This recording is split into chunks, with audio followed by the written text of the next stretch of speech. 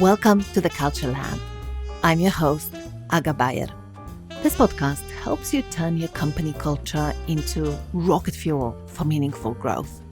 It explores how we can make the word work synonymous with fun, meaning, and belonging.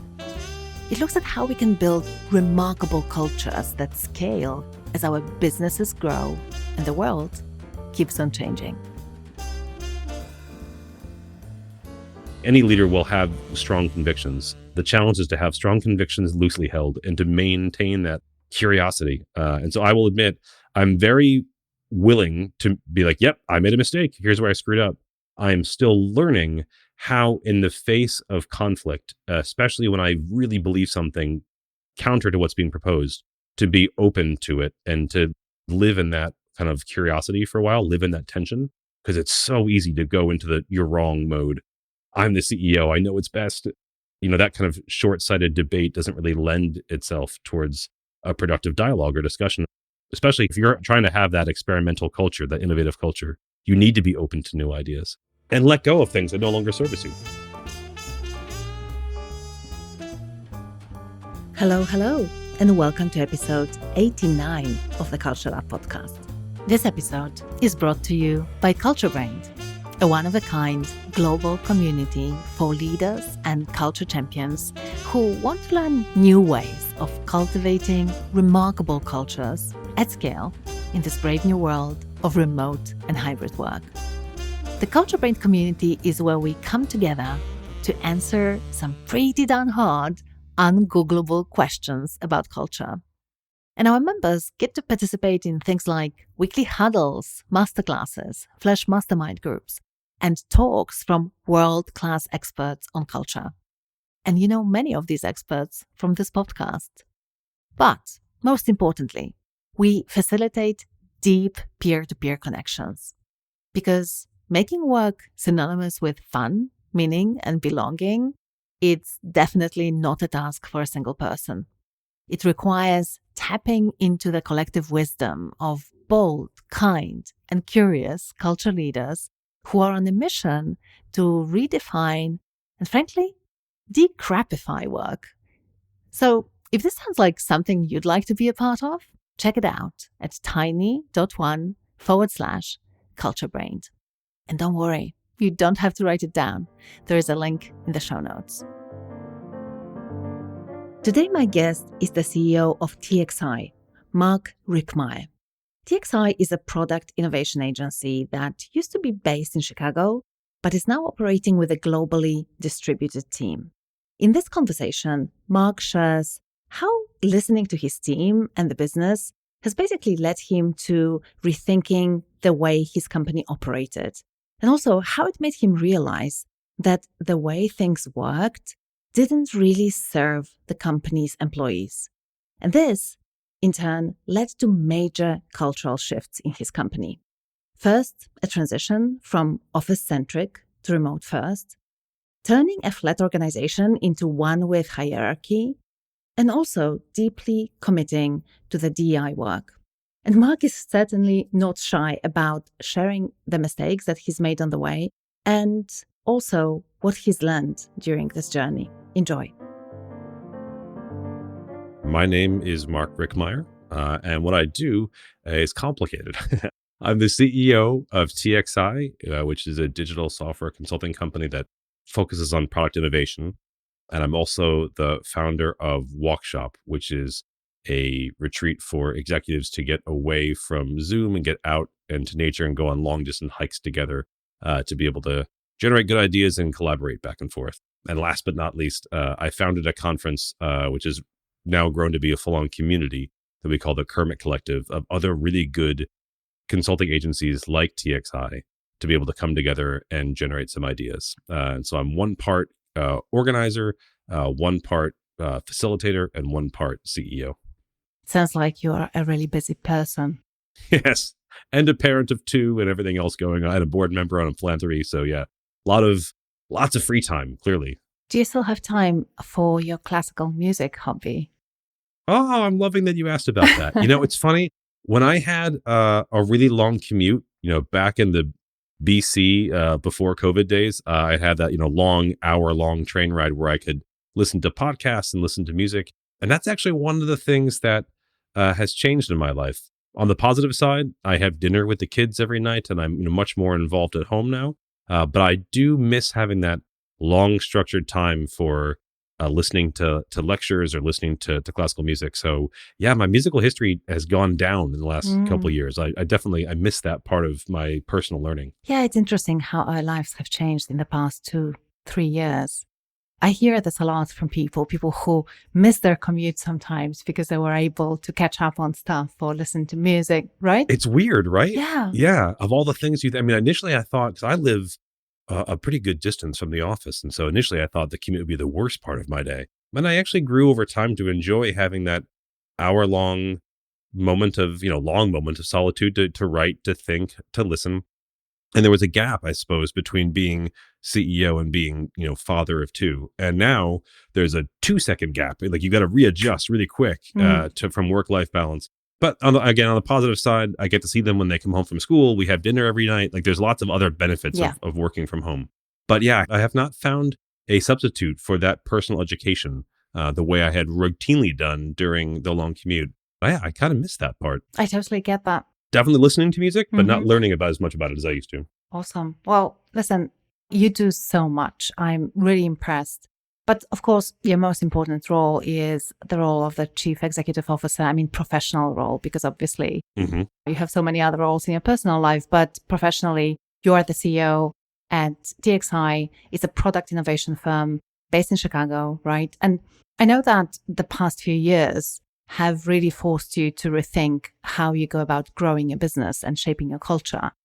So let's start with the impact of COVID, since this is how we've kicked it off. Sure. I'd really love your perspective on this, because many of your peers, the CEOs that I talk to or work with, they feel like COVID has really taken a toll on their employee experience and on culture. And I noticed that it's especially true for the companies that had relied heavily on in-person interactions to bond, to transmit culture. And I also know that you were one of these companies, right? You had an on-site chef, you were used to eating and cooking together and hanging out with colleagues all the time. So we had the best smelling office in Chicago. It was wonderful. I sounds had like a full-time chef and a kitchen in the office. Yeah, it was a very Chicago-focused, I guess, office culture back when. Yeah, it sounds amazing. And I'm really curious, how did you go from that to a remote first international company where everyone works from home? And also, second question, follow-up question. And did you manage to maintain your cultural identity while losing all of the things that you used to do together in person? Well, couple part question there. So yes, I think the company has evolved. I would say it's not really fair to call it Chicago-based company anymore. But if we go back to, let's say 2019, the office space was just beginning to show its age. And what it did for us, for years, we were a 20-year-old business. So by that point, let's say 17, 18 years old, the office was very intentionally designed. Not many people, when laying out the floor plan, would have dedicated so much space to a commercial grade kitchen, space for a private chef, multiple dishwashers, ovens, ductwork for all that. But we wanted that because, especially in consulting, you have this kind of predisposition towards knowledge silos. Oftentimes you'll be, 2 desks apart, but a world away. 2 different people are working in different projects, different code bases, different domains, and they don't have a lot of reason to collaborate. And so at the time, we thought this is a necessary thing for us to be able to get a break from the keyboard and break bread together and talk together and just talk about what we're working on, how we can help. So we intentionally designed this office that I was joking about being the best smelling office because, God, when the chef was going, oh my God, the food was great. I can imagine. Clients would show up, just magically at 11:30 to see what's on the menu that day. And so you had this really warm and inviting atmosphere. But as I said, it was really starting to show its age. It was really dedicated towards that co-located Chicago model. And even by that point, we had people that had moved away from Chicago to be near family as they were having kids and wanted to be near their own parents and things. So they would move away from Chicago. We started hiring people that were not in Chicago. And we went from having a largely Chicago-based client base. And the last, years running up to COVID, we had clients in Tokyo, London, New York, Singapore, all over the US. And so you didn't really have this Chicago-centric model anymore. And I would say the charm of the kitchen was soon wearing off because you were all fighting for like conference space. Like, oh, who's got the conference room? And you'd be standing outside glaring at them if they were running over by a minute because you needed the space for your call. And so like the space itself was just starting to really break down as we started leaning into more distributed teams. And at the time, before COVID, we were thinking about, well, maybe we should get some better, AV equipment, or we should get some better cameras or something to make the rooms we have more effective. And it was then, obviously, that we all went remote. And our first reaction was to try to recreate the vibe of the Chicago office in a distributed way. And so we had our chef kept working and kept delivering food to all of our people. We set up like a food truck, and we had food going everywhere, and we were still like, you know, eating together. I mean, who doesn't love eating on camera, right? Lovely. It didn't quite translate the way it had in the past. And eventually we just kind of thought about the benefits of if we can work remote. As I said, a lot of parents were seeing the benefit of being with their kids more often. People were seeing the alternative benefits of not commuting as much. Clearly, we could now have access to a talent pool we had never had before. And so we started hiring in Colorado and Nashville in Europe, and then opened up an office in Canada. And so we started getting access to really, really great talent.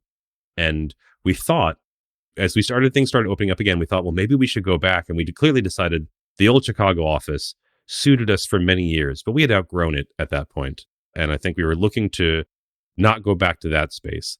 But the question came up, like, should we have a space? Because for years, as you say, it was the thing that brought us together.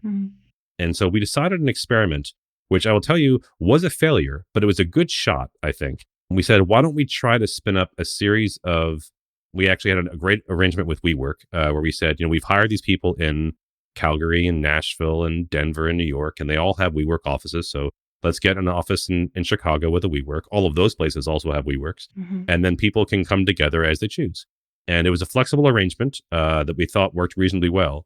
But what we found is that most people didn't really take advantage of it. And there was a handful, I think, that really missed getting together. But I think when people came in and realized that they were going to be on calls, so they have to be in a phone booth, or they want to be collaborating, but their team members are now all over the place. So even if they came in, their team members would not be in the same location. It didn't have the same impact as what we had before. And we were tying a lot of money into rent and not getting the value from it. And so we've decided to really embrace the idea of, as we've hired more and more people remote, and we've really had to think about all the tooling and the systems that go into support culture. We had to rethink virtually all of the things and say goodbye to the rituals like the chef and the food experience in the office for different rituals that are now set up to support us in a virtual setting. And so that was a big change, I think. Yeah. And we can walk through some of those investments and the changes we had to put in place, because there were a number of them. I'd love to. But I think I'm going to pick up on what you have mentioned about the failure, because a question one of our members posted on the CultureBrained platform a while back was something along the lines of, what are the lessons that you've learned about what not to do when transitioning to a hybrid or remote first model? So let's start here. You've mentioned this one failure. Were there any others, or maybe the biggest failures or near misses as you were transitioning to remote first model? Well, I think the first failing we had, like I said, was like, oh, we're going to get this new space that's more flexible. And it was way more flexible, no doubt, than our old space was. It just wasn't getting the right adoption. And so I think the lesson for us was that we want space to be useful for a particular purpose, as opposed to being there generically all the time. I think I initially assumed, especially after years of being in isolation, as a trapped extrovert in the suburbs, I was like, I cannot wait to get back. Clearly, everyone's going to come rushing back. And they did for a couple of days, and then decided that commute was really long, and they didn't, they needed like a day a month. It wasn't like they wanted to be there every single day. Yeah. And so I think that was the first lesson, was to say, we still want to use space and we still want to get together, but tying up monthly rent is not the way to do it. Thankfully, now there's enough co-working space and environments that we've decided to go towards a different model. So we're getting rid of having the permanent desk space, but instead we will spin up a space. Let's say as a team kicks off, we'll fly everyone in, we'll rent a space for a week and have that team get together. Or in June, we're doing something called co-working week, where we're all going to come together and share a space for a week, and then we'll disband and no longer need that space. I still firmly believe in the value of co-location. I think there's magical things that happen when people meet face to face that, as much as I've tried to be creative on the virtual side, and we'll talk about our virtual office in a minute, there's nothing that beats that opportunity to connect face to face. You can finally see like how tall everybody is and really get, Yeah. interact. But I don't think for us, it's not about, that was the big mistake, is we put the money into dedicated rent all the time. And now we're recognizing actually what we want to do is spin it up for the week or Hmm. the day that we need, and think about what is the right space for the right need. A discovery workshop has a very different space need than if you're all getting together in that last mile and you need more of that war room style pairing situation, which is very different than you might need Yeah. for like a workshop or a board meeting. And so we have a couple different spaces we will rent in lots of different locations for a particular client in a particular time for a particular need, and then wind it down again. We don't want to have dedicated space. Wow, this is really super interesting. And what I want to unpack a little bit, because it's really fascinating to me. What were your listening systems? Because, I see a lot of companies that still insist on recreating what they had in pre-COVID era in a virtual space, or get hung Hmm. up on these first trials and don't move forward. And it seems like you have been very agile and flexible, and you really listened probably also to your employees and what they actually need. So I guess my question is, how did that happen? Like, how did you evaluate what's really needed? And how fast did you move towards the new solutions that you are implementing now? I mean, we were very guilty of the same thing, right? I mean, we went from having an in-house chef to trying to deliver food to everybody. Like Yeah. we try to recreate what Yeah. we had.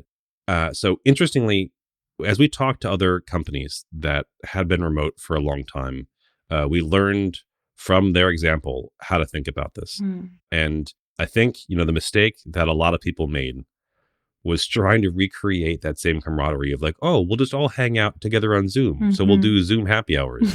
And those were fun for about 5 minutes. Uh-huh. No one wanted to do that. And so I think for us, as we thought about this, we said there probably is a time and space for virtual gatherings, but that is the fourth move we need to figure out. There were three things that needed to happen before that. And I guess this goes back to, the early moments of COVID. When that first happened, no one cared about Zoom happy hours as much. People were freaked out about what was going on. Was their job security? Were they going to be in jeopardy of loss of benefits? Like no one had any idea what was happening. March 2020 was the longest year for most of us in that 1 month. And so we thought a lot about how can we clarify how our business is doing? How do we improve transparency? How do we make that more of a priority? If people don't know if their jobs are secure, none of this other stuff is going to matter. And I think that was one of the most helpful things. We created a series of scenarios that showed how well the business was performing. And we had about 5 of them, all the way from we are absolutely crushing it to we are hemorrhaging money. And we named, each of the different scenarios and said, in this scenario, here's how we will respond. So let's say in March 2020, no one had any idea what was going to happen. So let's say we lose a bunch of clients and we start breaking even, or we start losing a little bit of money every month. How would we respond in that scenario? And in every scenario, we outlined the metrics that you would be able to see it coming, and we outlined how we would respond. We said, like, we're not going to quickly fire everybody. What we'll do is the leadership team will take this percentage haircut in their salary, then everyone else might take a smaller percentage haircut, but no one's going to get fired until we get to this scenario. And this is the really bad scenario. And thankfully, none of those scenarios, none of those scary things ever happen. Mm-hmm. But by laying it all out there and saying, here's how we will react depending on how we're doing, everyone was able to take a deep breath and realize that their immediate job, was not in danger, and allowed them to be open up to kind of what was next once that fear left the room. So the first thing we did, once we kind of outlined the various scenarios and were able to name them all and just took that initial fear out, was to think about that level of transparency. Everyone told us, as we talked to people who had been doing remote for a while, you have to solve the library problem. Mm. And for us, that library problem was that we had content in, oh my goodness, a handbook, in a Google Drive, in a shared drive folder, in Zentra, in GitHub. We had stuff all over the place. And so people that were looking to find information couldn't easily find it anywhere. I mean, there was stuff that was still hanging on the walls physically in the old office. And so typically when you had like, where do I go to find our benefits information? Or how do I find information on this project I'm about to be staffed on? I need to find everyone's, I'm new hired. Like, what does everyone's face look like? How do I find everyone's first name? Like information was scattershot. And so that was the very first attempt to solve the library problem once and for all. Was we rolled out a tool called Notion. Oh, we're using Notion as well. And I was just going to say, it's wonderful, isn't it? Oh, it's a wonderful tool. Yeah, and it's been a really big game Yeah. changer for us, not just in the tooling, but in the muscle of like, you have to write things down Mhm. and really capture minutes after every meeting, agenda for every meeting, decisions that were made, and try to capture a lot of the content behind all of the work that we've been doing. And so that was, I think, the very first thing we did was try to remove fear by articulating where we were and how we would make decisions. God forbid everything ever got scary. The second thing was, how do we make information easier to find? Mm. As you say, the third thing, and this was the big change, was how do we listen to how Mhm. people are actually thinking and doing? And how do you? And it required another tool change and another process change. The same way that we had to rethink all of our tooling for documentation, we had to change that for active listening. If I go back to my old world way of doing things, we would all be together and eating lunch. So I could just walk into the kitchen and say, hey, what's on your mind? Or what do you want to Mhm. talk about? We had a long-standing ritual of an AMA, or Ask Me Anything. And so I could go into the kitchen and say, hey, next week we're going to have our Ask Me Anything session. What do you want to know about? What kind of content should I prepare? And of course, you can't do that when everyone's remote. You can't just walk into the kitchen and see the body language of everyone's feeling. You can't get a sense of what's on people's minds. And so we started, the mistake I made there was trying to recreate that. I know. I see this so often. People will have like these virtual coffee rooms. And of course, no one hangs out there, obviously. And no one hangs out, no one shows up. Yeah. And so then you do what comes, we're like, well, if I can't ask them in person, I'll ask them virtually. So I'll just send them a survey. And this is also a limitation. In the work that we do, think about it from a research perspective. If I send out a survey and my employees fill it out, I'm the one who gets to see everyone's results. And so Mhm. I assume that the most responded answer is the most important. So at the time, I remember we talked about what's most on everyone's mind. And the most frequently mentioned topic was office space. Are we getting a new office space? Are we Mhm. getting rid of the old office space? Do we even need an office Mhm. space anymore? So you would assume that's the most important thing. Right. However, I was really thinking about, how can we do a better job of listening? And I found a tool called Thought Exchange, which operates a bit differently. In that process, again, you ask an open-ended question like, what should we talk about? Mhm. And after people respond, they anonymously get to see everyone else's answers and can upvote and downvote those answers from their peers. Nice. And so they might say like, ooh, I didn't think of that, Mhm. but that's a much better answer to that question. Or like, I really don't agree with that at all. I don't want to talk about that. And what turned out when we asked this question was that only 2 people, probably 2 very brave people, said, I'm going through some stuff right now, and I wish we could talk more about mental health and anxiety. Like, I'm burning out, and I don't know if others are feeling the same way, but like, I wish we could just talk about how we could address this as a business. And what happened was that, like I said, the vast majority of people were talking about space, but when they saw those answers and could upvote, they said, actually, that's what we should be spending our time on. The office space can be an email, an update later. And so when we viewed the results from the thought exchange, the first, axis you say, most frequently mentioned, and office space was off the charts. When we changed the axis to being highest voted, not most frequently mentioned, office space was like third from the bottom. Yeah. And mental health and anxiety, which only had 2 people Mhm. mention it, was, almost at the very, very bottom on frequency of mention, jumped to second Yeah. highest. And so we've been thinking about the tooling that we use to communicate needed to change to solve the library problem. And the tooling that we needed to listen needed to change to make sure that every person had a voice and that we could see patterns in the data around, even if it's anonymous data, around the topics that are most relevant. So we've been really trying to think about other ways of solving that. And I think, and this is the hard thing, you can't fall back on what you're used to. For me, the old pattern of walking into the kitchen and being like, hey, what's on your mind? Mm. Doesn't work. The same way that sending a survey didn't work. So can you say again what's the name of the tool that you've used to listen? Yeah. So the active listening tool, it's called Thought Exchange. Yeah. This is great. And I want to unpack it a little bit because I think it's such an important topic and most of the organizations haven't really managed to get it right. And I love the point that you are making about the survey, that it's really driven by the person who designs the survey, and you really cannot know what is really important for people.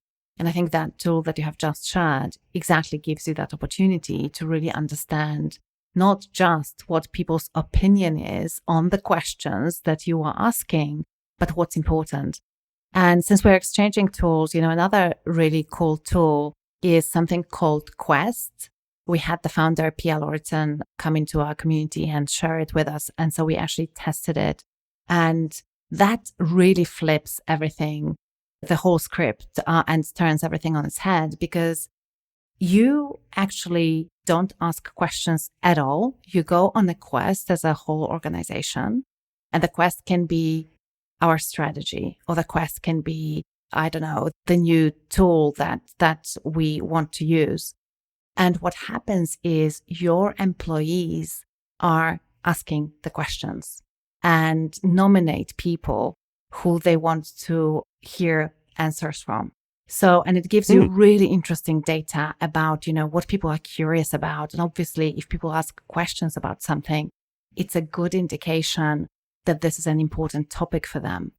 And it gives you a lot of interesting data about informal networks within your organization, because suddenly you can see, who gets most of the questions, or maybe who gets most of the questions on a specific topic. So I think there are plenty of great tools out there. And even a simple Google search can help people to find something that is better suited for the world that we live in today than the old good survey, or maybe not so good survey. I love that, actually. So I will say there's one, while we're at it, there was a new attempt we made last year to start learning more about how people were feeling, how people were doing, by really measuring our employee engagement. Mm-hmm. And I say this is not maybe a new concept. It was new for us that we had never tried before. I'm sure there are a lot of tools out there that are similar, but I've been very pleasantly surprised with a tool called CultureAmp, which allows us to capture and measure employee engagement data around how people are feeling about, their own opportunities and growth and the culture of TXI. But what's interesting is that then you can then use that to look at data like by tenure or by practice group or by gender, and kind of see how is the experience different by different groups of people. Mm-hmm. And that also is a very telling way, looking at if the one we were using before was really more qualitative, what are people saying? This was, more quantitative, and looking at some data behind questions around, career advancement and growth and belonging and things. It was really insightful for us in a way that we had not had before. I think the key to your point is, how can you as a company be really curious about that kind of stuff and make space for discussion around it?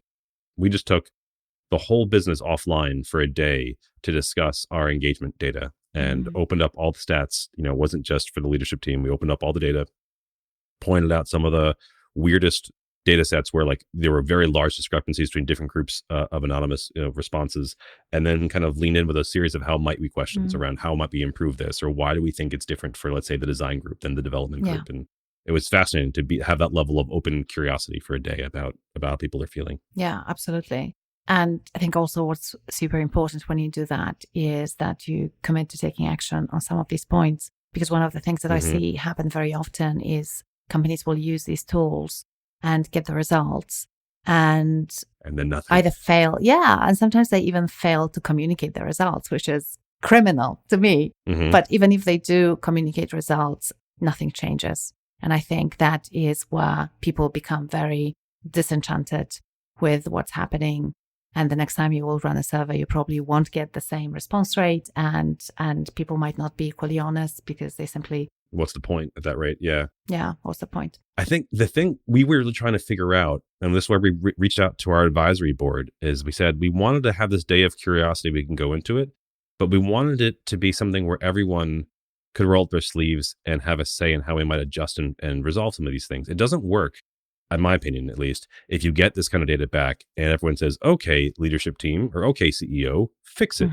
What are you going to do for me? And I think it has to be something where people are like, yeah, this is something I really care about, and I want to be part of the solution. And so 100%. We try to make, not only, as I said, to have the day of action, but we asked for people to volunteer to help be facilitators, to be advocates that were not from the leadership team. And we're looking for people to help sign up to drive changes that are, again, not from the leadership team. We'll always have a leadership team sponsor to be engaged, but at the end of the day, it has to be the company's culture, not just the CEO or the leadership team's culture. Totally, 100%. 100%. I'm with you. I've done a lot of research into what are the pillars of thriving healthy cultures. And one of the things that I've discovered over the years, and this comes from decades of academic research, but also the work that we are doing with organizations that we work with, is one of the really important things is fun at work. And when people think about fun at work, they think about, table tennis or beanbags or, Friday pizzas and beers, but it's not really about that. It's about how much satisfaction you can derive from the job itself. And is it fun? And the second thing that people say is incredibly fulfilling is having the agency and contribution to making the way we work better. And I think this is exactly what you're talking about, right? It's not your job, but also actually there is a better way. And a better way is engage your people in coming up with solutions to the problems that have been identified through the Culture Amp survey or any other survey that you run, because it actually gives people a lot of satisfaction if they can contribute to solving these problems themselves or coming up with ideas. Yeah, I was talking to my head of design about this because initially, we were looking at the scores and I was feeling great about some. And I was like, oh man, there's some rougher numbers here that I was expecting. And honestly, one of the most interesting ones was along the tenure lines. People that have been here for the last 2 years or so were feeling very differently than those who were hired before quarantine, who had a vision of TXI with the chef in the kitchen and all the in-person things. And now, of course, none of that's true anymore. And his name is Antonio. He was the one who pointed out, he's like, don't focus on the individual score. The thing that people care about is making progress. And if we were able to demonstrate, we're able to make changes and be intentional about those changes and that we are working on them together, the sense of progress is far more important than that individual score, especially as you say, if people have agency to be able to influence those changes and drive them. Really inclusive environments, listen to those who are impacted by the decisions, and those people help to make the decisions themselves. And so I think that's where this day of curiosity of us leaning really into it was held in May. And then we're going to have a similar conversation in July. So about maybe 2 months later to say, okay, what are we doing? Right. We had this whole day of curiosity. Now what? What's come of it? Yeah. And how much progress have we made? I love it. And this is, I think, a different way of actually describing what fun at work looks like, because I think we all have this inherent need to accomplish something. And so this sense of making progress on things that are important to us, nothing can beat that at work. I agree. Right? Yeah, that's so much more impactful than a ping pong game. Totally. And so that's why there's time for virtual gatherings and hanging out and playing games and things. But I think, man, if that's your first solve, you've really missed the boat on trying to recreate that office environment. Yeah. This ability to remain curious, to be open, to be transparent, to actively listen, and to provide agency for change. I think that kind of focus on incremental progress will translate to better engagement and frankly more fun at work, as people will see the value of their efforts far more than like Zoom happy hours or trivia games and things like that. Yeah, totally. So let's circle back to you rethinking the way you run your business and shape your culture. So pre-COVID, you had a pretty flat org, but then you suddenly realized that this model might no longer serve your people. And so you decided to change. Can you share a little bit more about this? And I'm particularly curious about this shift because a lot of our listeners and a lot of people in our community are actually working in the opposite direction. The opposite direction? Yeah, I'm about to say, I'm like, ready for this to be confrontational. So, yes, it's true. We are going from what I would consider a fairly flat company to intentionally not being as flat. And a lot of that was after discussion and debate with our own team to hear, again, very intentionally, what people listen, what do they want? This has very little to do with COVID. Whereas I think the changes we put in place around listening, documentation, transparency, all of those things all changed as a result of being more distributed, which was, I think, gradually happening, but certainly accelerated during COVID. The move from being flat to not being flat is something different for us. So when we were smaller, let's say 15 people, 10 years ago, we were, I would lovingly refer to, powered by red wine and Thai food. And that I would love that environment. Oh my God. It's Thai not food. a bad environment. Yeah.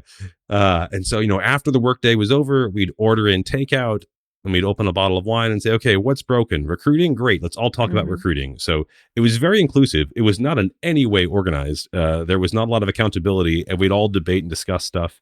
And there wasn't a lot of, change and traction being made.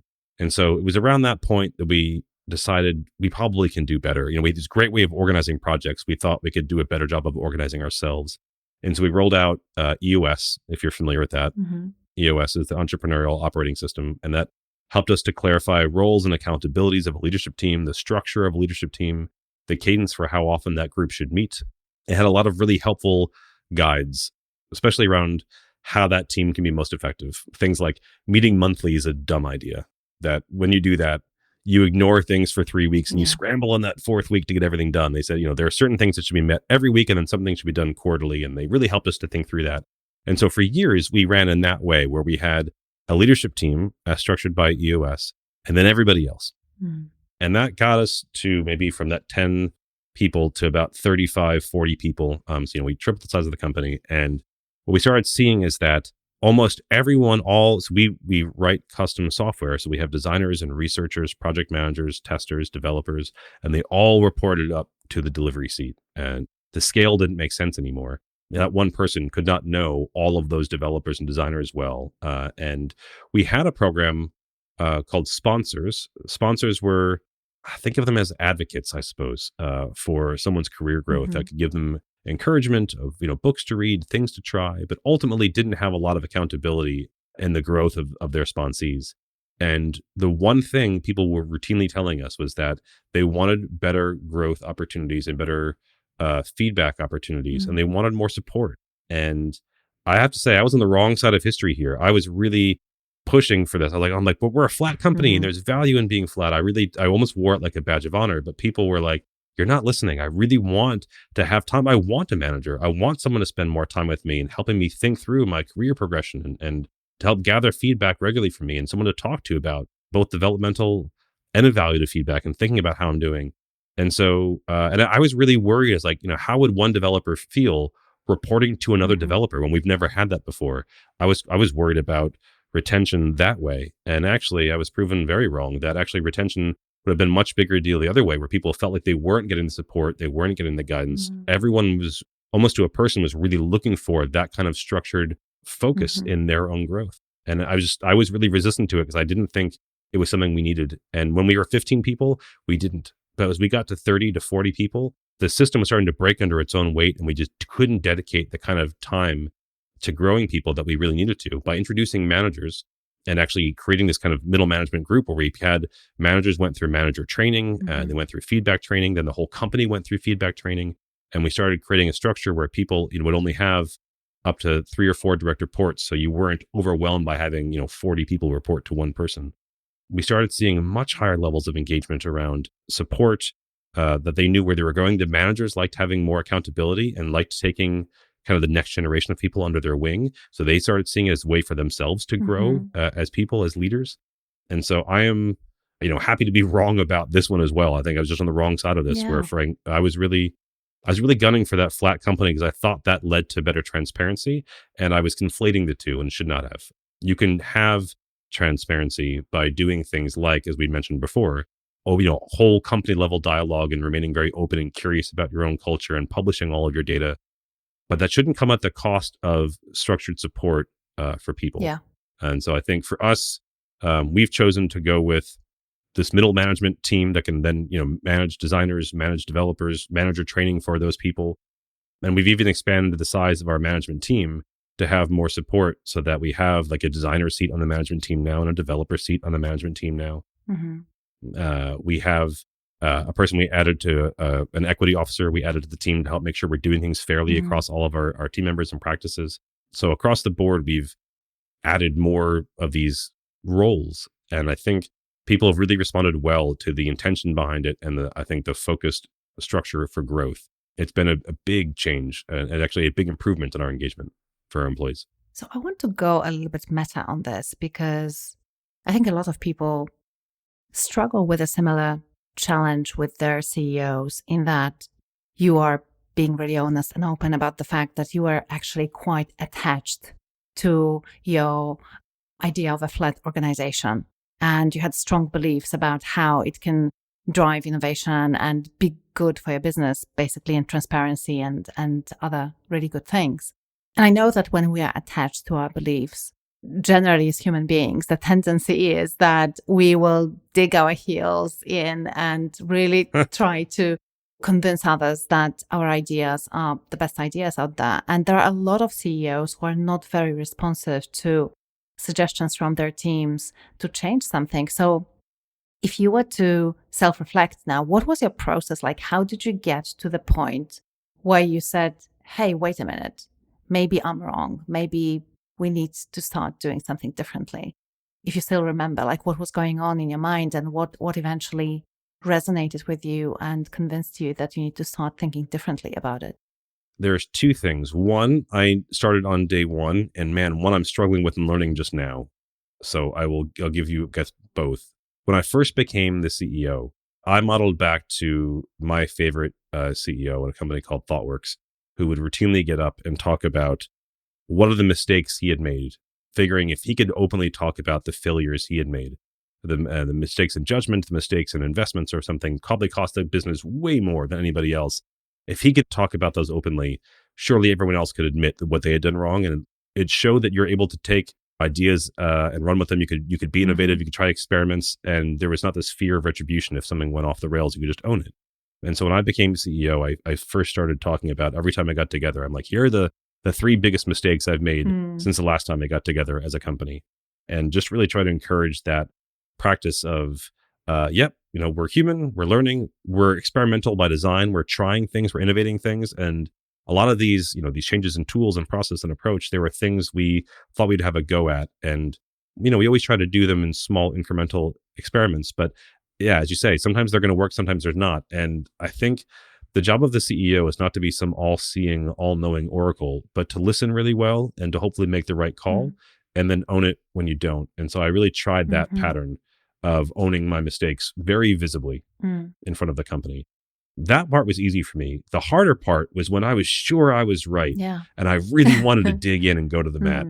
And so working with a coach, now we're doing this with our whole leadership team. We're trying to focus on this idea of conscious leadership.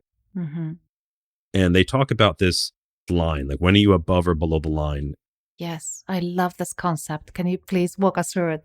It's a hard one, I think, but like, let's imagine you're in a moment of conflict. And in that moment, we are generally speaking wired to go below the line. So to be defensive and to be like, I'm right. Like, this is why my opinion is right, especially when you're triggered and I would tell you, I have such obvious tells. Like, it's a good thing I don't play poker because I have no poker face and such obvious tells. Whenever anyone uses superlatives, oh man, do I get upset. So if someone says, you always do this or you never do this, oh man, I get so angry so fast. And I instantly go below the line. So basically going below the line means not being the person that you want to be, right? So it's something that is not entirely aligned with how you ideally want to show up in life and at work. It means you're being closed, you're being defensive, and you want to be right, as opposed to being above the line means you're leading with curiosity, you're open, and you want to learn more. You might not agree, but you want to at least learn from that perspective. And it takes, I would say, a very trained mind to hear something that you really disagree with and to lean in and be like, yeah, tell me more. I want to learn more about your perspective, that why you believe that to be the case, as opposed to be like, of course not, and just, jump down. And this is something that I think I'm not alone, who struggles with this. I think most people have, if they're Brene Brown fans, they would hear this idea of putting on your armor or suiting up. You have triggers that get you frustrated or things that cause you to go below the line. I think for me as CEO, there are times when something as fundamental of, do we have managers or not? Are we a flat company? And for a while, same way that we had with the chef in the kitchen, I wore it as a badge of honor. I would sell it when we were talking about it in our recruiting. I'm like, hey, we're a flat company. You have direct access to the CEO. Like, there's no management structure. And we talked about changing that. Oh man, did I go below the line? I was like, no, we can't do that. This is who we are. I really dug in my heels. And it took a lot of listening and open, like needing to be curious to be like, okay, well, just hypothetically, if we did do this, what would the benefits be? What might it look like? Not saying that we're going to, but like just theoretically, if we did have managers, how would that work? And, all credit goes to the leadership team and to our head of delivery, specifically a woman named Claire, for helping me to think through, like, well, let's just talk through it. Like, if we did do it, just hypothetically, how would it look? How would it work? What would be the benefits?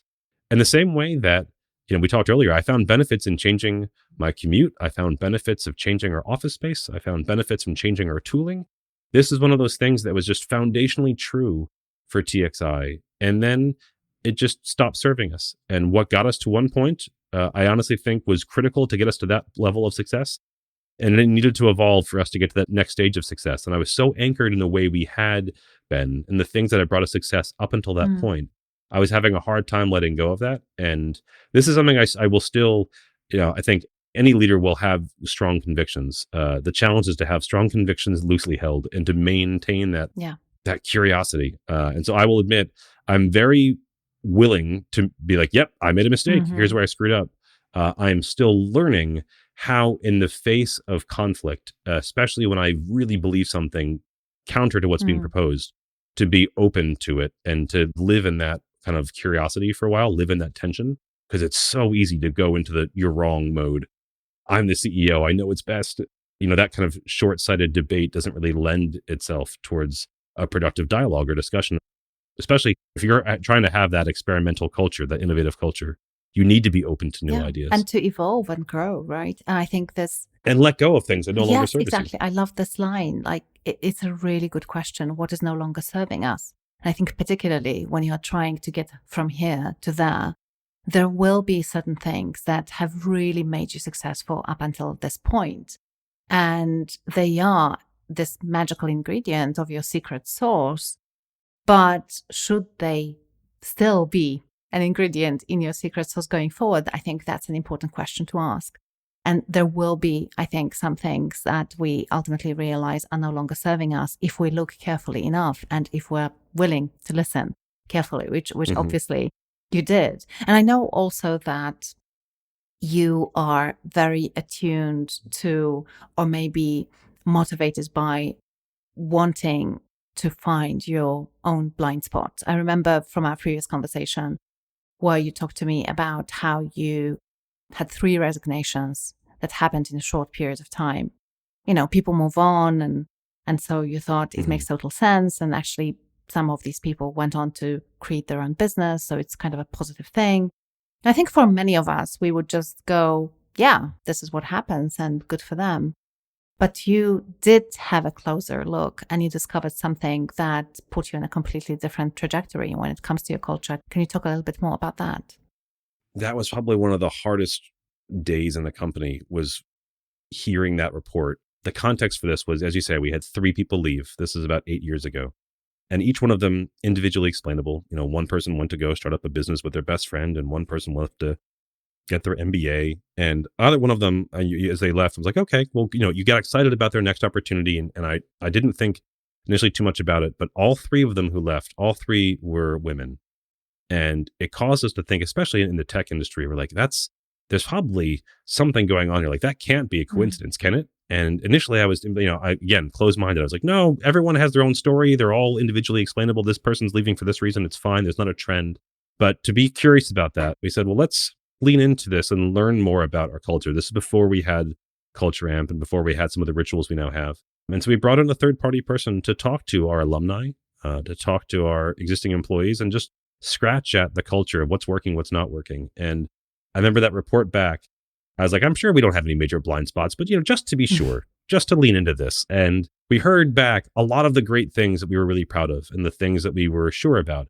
But we also heard about a number of things that were different lived experiences than I had had as, a white, straight male CEO, things I did not understand.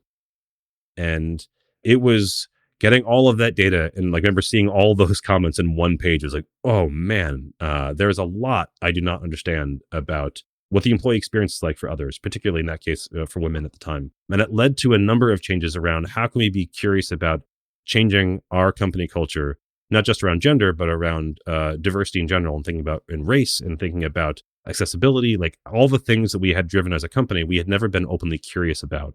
That started in 2014. The beginnings of what we called our DEIB, or Diversity, Equity, Inclusion, and Belonging Group. And it ran for a number of years until we really started thinking about how do we make this more part of the foundation of the company. It was after, frankly, it was after George Floyd's murder, as we were talking about, we had been focusing on diversity for a while, but how do we how do we really become an anti-racist organization? What does it look like for this to become foundational, not just something that a few people are really pushing for? It's a big question, and it's a really important question. It was a huge change. I think that framing. So we went to, we had been working with this partner for a while, and they'd recommended a program. It was a DEI leadership cohort where I got to work with other CEOs. And the challenge I was asked, I remember, that really rocked me to my core was, how are you making this core to your strategy? Not as an initiative. Initiatives come and go, and they're like projects, but strategies are there all the time. Like, you don't have a sales and marketing initiative. Every year as you get bigger, you just have bigger sales challenges. You constantly are focusing on sales and marketing. Your go-to market strategy is never an initiative. You're always considering it. As you're bigger, it just gets more attention. And the argument was that you should be thinking about your DIB efforts the same way. And so if you have similar parallels on our sales and marketing side, we had a coach, we had an advisor, we had a budget and a forecast for all the investments we were making. And those same things weren't true at the time for our DIB efforts. And so we started unpacking the organization and thinking about, how can we maintain this level of focus and this curiosity? And so this was the beginning of our advisory board, and bringing on advisors that could help us think through not only sales and marketing, but also things like diversity, equity, inclusion. We created a budget to be able to fund things. We actually had a new endowment that could sustain the investments over the next several years. We added members to our leadership team to help guide the company. I personally got much more involved in our efforts. And I think this mantra of making these things core to the company strategy, not just an initiative that's really being driven by a handful of very motivated folks, has helped to bring the whole company along and engage in this. But again, you have to be openly curious about some very difficult topics. Yeah. And things that not everyone's going to feel comfortable talking about. But that's how, as a business, you can move forward together. And as like I said, that sense of progress is more meaningful than anything else. The dedicated focus towards progress, even on difficult topics like race and gender, and like trying to find a way to make space for those conversations. Yeah. All credit to our DIB team that pushed us for years to get us to that place. And then having several advisors help us to continue their efforts and expand their efforts across the entire company, trying to be much more intentional and active in those conversations. Yeah. Mark, you seem to be a big fan of peer-to-peer learning. Workshop is one of those things, but you've also mentioned that you actually reached out to your peers to talk about, how can we create an organization that is diverse, equitable, inclusive. Why is that? What are the benefits of reaching out to your peers?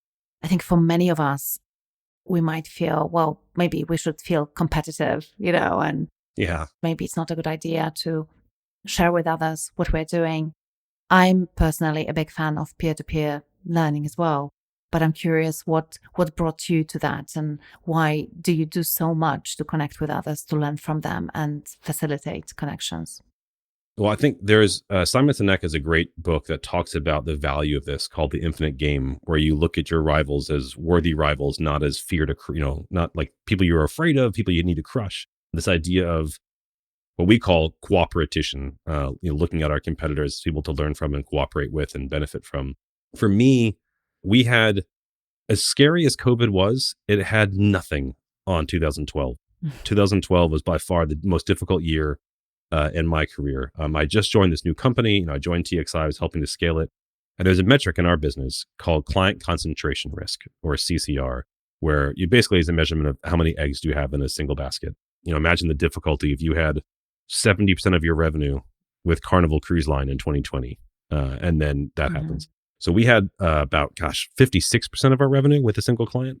Way too high. Like, you don't want to have more than maybe 18-20%. And it was not a good relationship. The client was constantly pushing for nights and weekend speed, would never allow us to invest back in the technical debt and make the application more robust. And I remember at the time, we were really advocating for slowing things down, investing in the core platform.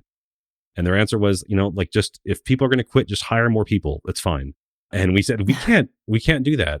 And so we decided to part ways with our biggest customer to protect the values that we had as a company. Wow. And while that was the right decision to make, it exposed a whole lot of other risks in the business. And I quickly realized, joining this new company as an owner and as an executive, there was a lot of things I did not know about small, medium businesses. I'd only come from much larger, more global companies.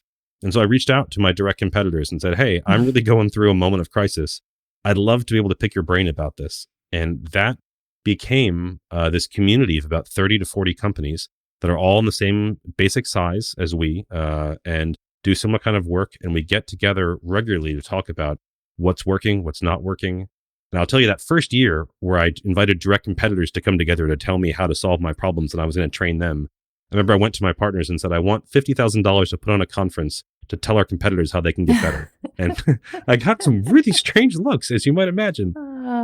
But the value of all of us getting together and talking about, here's what I'm doing, here's what's working, this totally didn't work, sharing ideas for tools as we were doing earlier and catching up on new innovative attempts to try things led to not only good insights for my business, but incredible trust between competitors. And I found that to be so valuable that now I've been able to lean on people for support, but not more than that. I can also say, I'm oversold. Do you have any people that we can work with and learn from on one of our projects? And we've been able to collaborate on deals back and forth.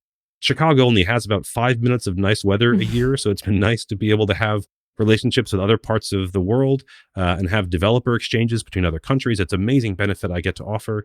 And so to my clients, that scalability of talent, we have a great team of about 70, but I'm able to scale up with the benefits of these other companies who also have great people in other markets. I'm a big believer of this idea of cooperation because it got me through the dark days of 2012 and getting the right level of insight that I needed at just the right time. But it also allowed me to build up these great collaborative / competitive relationships where I can lean on people for advice, for support, for help. And they've become some of my best friends in the industry. Yeah, totally. This is one of the reasons why we created the CultureBrained community, so that culture leaders in organizations can air their ideas and find out what others do, because there seems to be such a strong need, to stop breathing their own fumes and really find out what others are doing and support each other. And it's working beautifully. So I'm not surprised. So let's shift gears. I'm going to ask you 5 questions in rapid succession. It's called the rapid fire questions session. And you will aim at answering all these 5 questions in under 2 minutes. Are you up for the challenge? I think you speak super fast, so you should be just fine. Okay, let's go. I like a challenge. All right, so let's go. So at CultureBrained, we are on a mission to make work synonymous with fun, meaning, and belonging. What is your number 1 tip to make work more fun? My number 1 tip to make work more fun is to find the meaning behind the work and find people who care about that same goal. Ultimately, if you're both excited about the same thing, it'll get you through any adversity, any challenge, and people will be motivated by the same things. What is the sign, or perhaps signs in plural, that a company culture needs some work, or perhaps even a major overhaul? Apathy. If people are not responding, not caring to show up, not investing, I never have a problem if someone slams my door and says, we need to talk. I care if they're not showing up at all. And so if you're sending out like an engagement survey and you get no responses or people no longer show up to meetings, that's your biggest indication you got something wrong. What company do you admire for their culture and why? I have to say, so I came from a company called ThoughtWorks, and their culture has always been one I admire because even though they are large, now global, over 5,000 people, they've always really had a strong culture of supporting diversity, equity, inclusion, but also growth of human capital and investing in people. I learned a lot from that place and still owe them a debt of gratitude for my start in my career. What books would you recommend our listeners read to become better culture leaders?